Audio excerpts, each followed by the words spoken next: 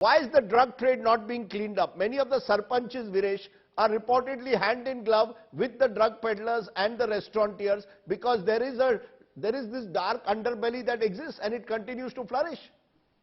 Why have you not cracked down?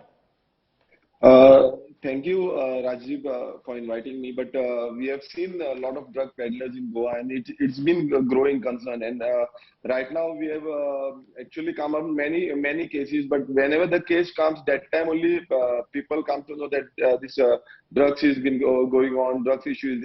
But drugs issues for last 45 years.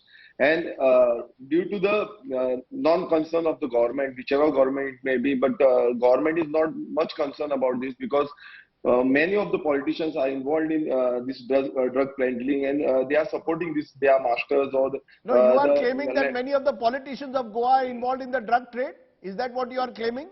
No, politicians mean they are supporting the peddlers because of their haftas, what they are collecting. They are collecting the bribes, and you might have seen that during the panchayat election also they are spending a lot of money because of this business. This is become a business in Goa right now, and it is not only in beach line now. It has become entire Goa. Like it is entered already in the schools, in the colleges, and it has become one of the biggest concern in Goa. And nobody, like government, has to take action, strict actions on this. But so you're saying that in a way this hafta culture has grown. The role of the police also I'll come to in a moment, but I want to understand from you, Derek Almeida.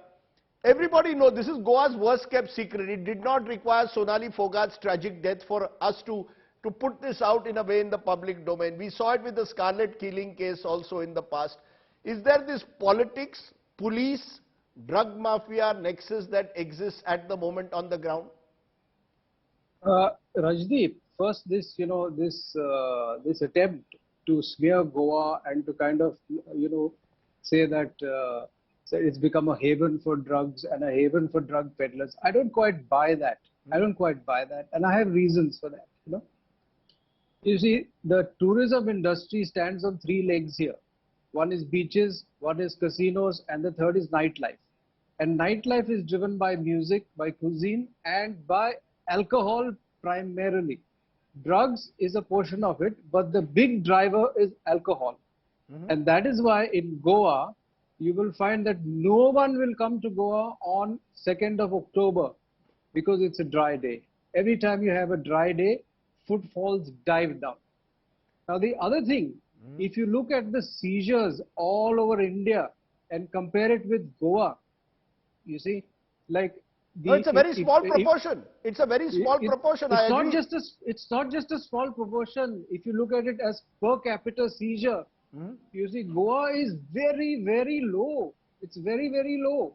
Okay, and yet everybody's painting. There is a correlation, you see, between seizures and what is really happening on ground. It's not something in the air. So you're saying actually the drug trade is very minimal. Is that what you're saying? I'm saying drugs are available in Goa, but this thing that it's a drug haven and it's everywhere and it's rampant, and Goa is in a total mess and all, that picture is not correct.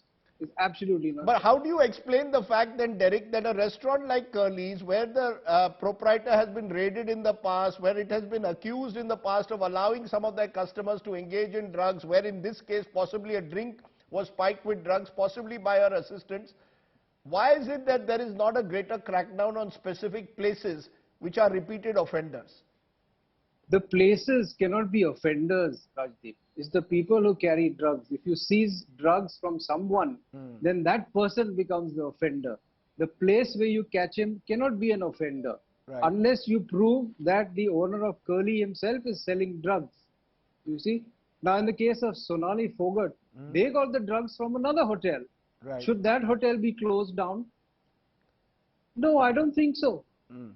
You have to catch the people who are selling drugs, and they have infiltrated. Yes, there is a correlation and a relation between the nightlife. We have a very robust and a very vibrant nightlife in Goa, okay? And drugs is a part of it. Do we need greater policing though of that nightlife, or do you believe that the nightlife is being sufficiently policed? We need to have a balance between policing and tourism, okay? We need to have that balancing. And but there is a problem. There is another problem, and that is with that conviction rate that you were talking about. And that problem has something to do with Section 50 of the NDPS Act. That is where most of the cases are collapsing.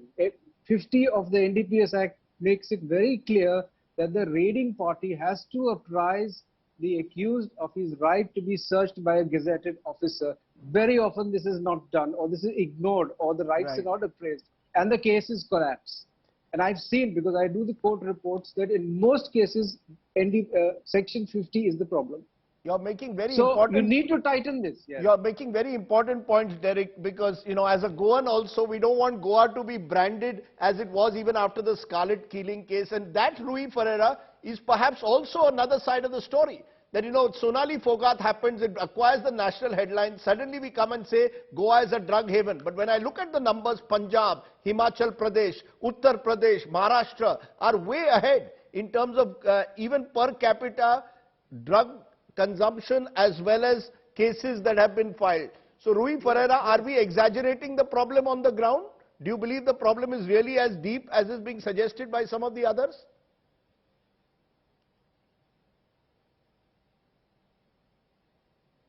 Okay, we seem to be having a problem with Rui's audio. We'll try and connect that. But you, Mr. Borkar, you want to respond?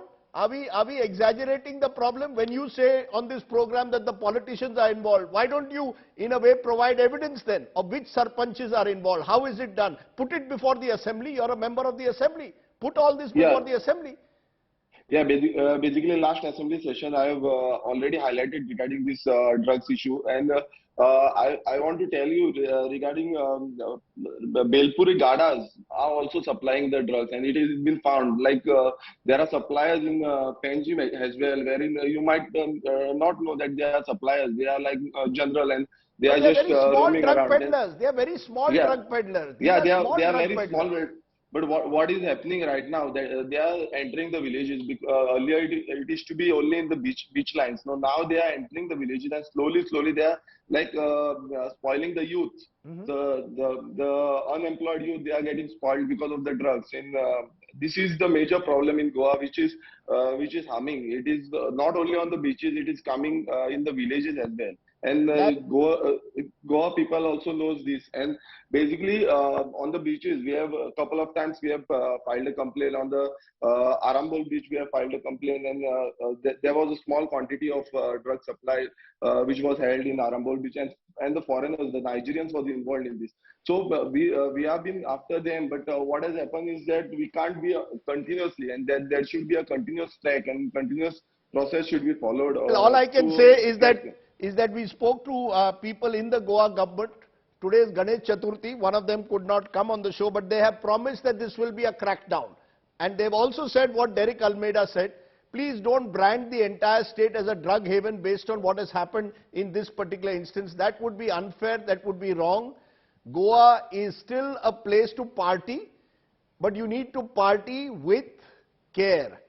Don't allow your drinks to get out of control. Don't allow your drinks to get spiked, as it seems to have happened in Sonali Phogat's case, certainly.